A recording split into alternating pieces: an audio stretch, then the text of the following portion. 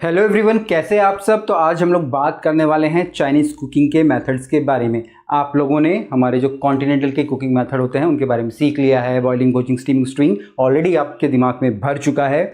Indian के जो method होते हैं कुकिंग के, चाहे उबालना, तलना, भुनना, ठीक है, तंदूर में रोस्ट करना, वो भी सब आपको पता है। तो आज जो सबसे इम्पॉर्टेंट है वो है हमारे चाइनीज़ के कुकिंग मेथड। हो सकता है आप में से लोग पहली बार सोच रहे हो कि भैया आप चाइनीज़ में कौन से कुकिंग मेथड होते हैं। तो मैंने भी काफ़ी रिसर्च करी, पूरी चीज़ें रेडी करी और वो मैं आपको बता रहा हूँ।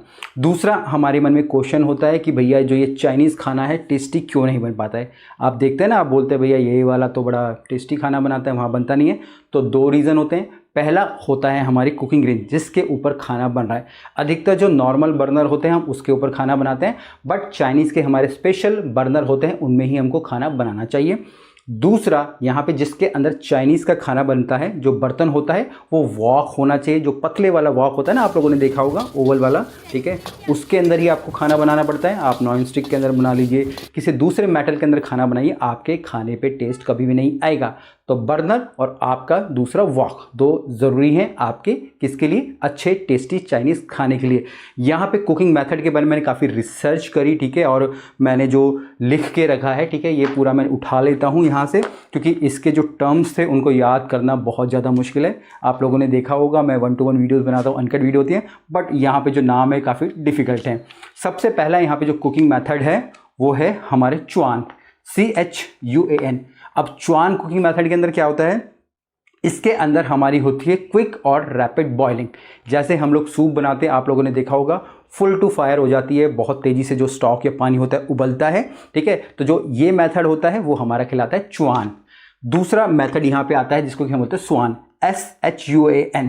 इसके अंदर क्या होता है, इसके अंदर हमारी इंस्टेंट बॉइलिंग होती है। जैसे आप लोगों ने ब्लांचिंग सुना होगा, हम लोग सब्जियों को ब्लांच कर देते हैं, ठीक है। तो यहाँ पे भी सेम उसी प्रकार से आपकी कोई सब्जी है, चिकन है, मच्छी है, स्पेशली हमारी स्क्वीड होती है, उनको हम लोग ब्लांच करते हैं और उसके बाद उसको वैसे ही किसी एक सॉस के साथ सर्व करते हैं। आप लोगों ने देखा होगा, इस प्रकार की डिशेज हमारे चाइनीज़ कुकिंग के अंदर चलती है।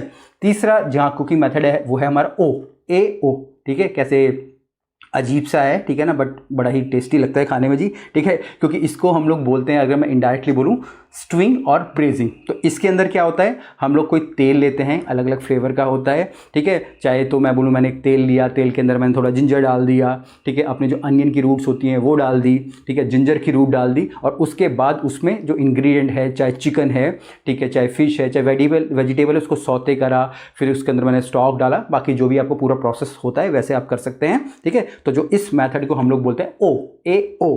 इसके बाद जो नेक्स्ट कुकिंग मेथड है वो है हमारा हुई, HUI। हुई का मतलब होता है हमारा ब्रेजिंग और असेंबलिंग। यहाँ पे कई सारे इंग्रेडिएंट को डाला जाता है और असेंबल किया जाता है। जैसे कि मान लीजिए अगर आपको एक मेन कोर्स चाइनीज़ का बना रहे हैं, आप तेल ले रहे हैं, बहुत तेज फायर वहाँ पे है, उसके बाद आपने उसमें अपने जो जिंजर गार्लिक का पेस्ट डाल दिया, चिकन है, फिश है, सब्जियाँ वो डाल दी, उसके बाद आपने स्टॉक डाल दिया, स्टॉक को आपने गाढ़ा कर दिया, उसके बाद नूडल डाल दिया, ठीक है, ऊपर से अंडा डाल दिया। तो ये सारी चीज़ क्या कर रहे हो आप लोग, फिर बाद में असेंबल कर रहे हो। तो इस प्रकार के कुकिंग मेथड को हम लोग बोलेंगे हुई, HUI। इसके बाद जो पांचवा कुकिंग मेथड आता है वो है मेरा बान, BAN, बान, ठीक है। और इसका मतलब होता है हमारे यहाँ पे मिक्सिंग ऑफ सैलड। अब यहाँ पे सैलड की मिक्सिंग होती है, यहाँ पे किसी भी प्रकार की कुकिंग नहीं होती है। जो रॉ इंग्रेडिएंट होते हैं, ठीक है, उनको अच्छे से कटिंग करके, अच्छे से धो धा के उसके ऊपर हमारी ड्रेसिंग डाली जाती है। ड्रेसिंग हॉट भी हो सकती है, ड्रेसिंग हमारी कोल्ड भी हो सकती है, ठीक है। अगर जनरली मैं चाइनीज़ ड्रेसिंग की बात करूँ तो सिसमी ऑयल, सोया सॉस हो गया, ठीक है, या स्प्रिंग अनियन हो गया, ये सारी की सारी चीज़, चाइनीज़ वाइन होगी, ठीक है, सिसमी ऑयल हो गया, ये सारी की सारी चीज़ें हमारी यूज़ की जाती हैं। इसके बाद जो नेक्स्ट कुकिंग मेथड है वो है मेरा ज्ञान, GIAN, ज्ञान, ठीक है जी। ये तो आपका जो नोबिता वाला ज्ञान जैसा साउंड हो रहा है, ठीक है, बट इसका जो एक्चुअल मीनिंग होता है इंग्लिश में वो होता है हमारा हॉट सैलड, माने गरम सैलड। यहाँ पे सब्जियों को, चाहे मीट को अच्छा ब्लांच किया जाता है और ब्लांच करने के बाद उनके ऊपर ड्रेसिंग डाल के उनको सर्व किया जाता है। तो ये एक प्रकार से हमारा हॉट सैलड होता है। इसके बाद यहाँ पे जो 7th कुकिंग मेथड है, टोटल 8 है, वो है हमारा पिकलिंग, जिसको कि हम लोग बोलते हैं यान। YAN यान, ठीक है। और इसके अंदर हमारी जो इंग्रेडिएंट होता है उसको पिकल किया जाता है। कैसे? सॉल्ट से, शुगर से, वाइन से, इन सब के साथ पिकलिंग की जाती है। फिर उसको चाहे तो एज अ मेन इंग्रेडिएंट सर्व कर सकते हैं या किसी दूसरे रेसिपीज के अंदर उसको यूज कर सकते हैं। और सबसे लास्ट में हम लोग आगे हैं वो है हमारा जियान, GIAN, जियान। जियान का मतलब होता है हमारा शैलो फ्राइंग।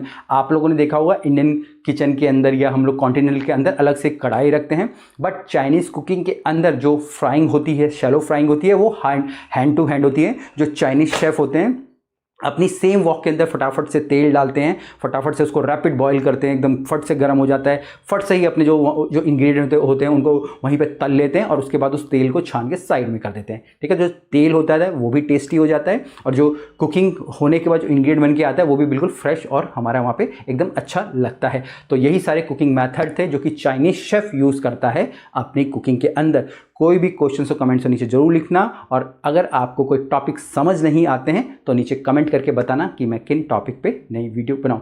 फिर मिलेंगे एक नई वीडियो में, तब तक के लिए जय हिंद।